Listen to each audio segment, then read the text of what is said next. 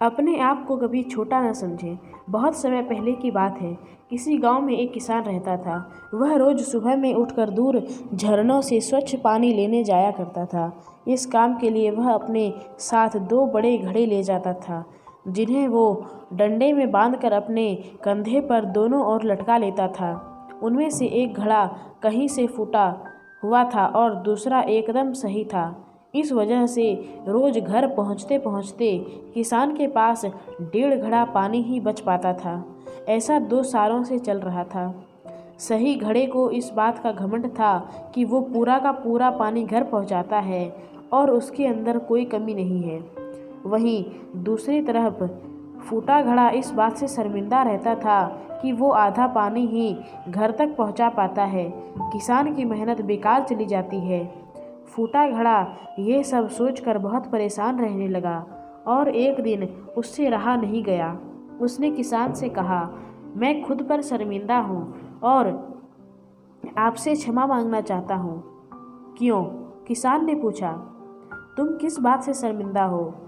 शायद आप नहीं जानते, पर मैं एक जगह से फूटा हुआ हूँ और पिछले 2 सालों से मुझे जितना पानी घर पहुँचाना चाहिए था, बस उसका आधा ही पहुंचा पाया हूँ।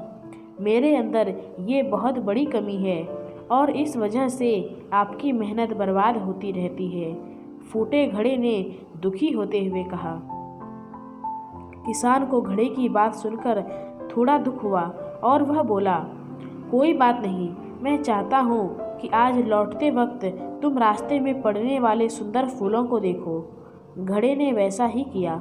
वह रास्ते भर सुंदर फूलों को देखता आया।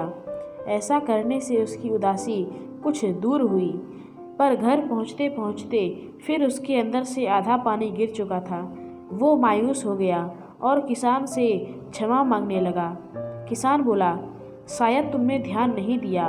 पूरे रास्ते में जितने भी फूल थे वो बस तुम्हारी तरफ ही थे। सही घड़े की तरफ एक भी फूल नहीं था।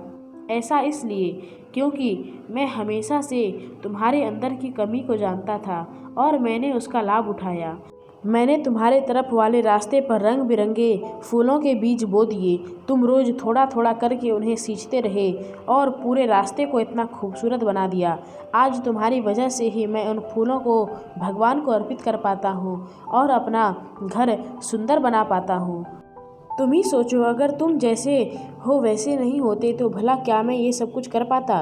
ये छोटी सी कहानी आपको कैसी लगी हमें कमेंट बताइए। वीडियो को लाइक और चैनल को सब्सक्राइब कीजिए।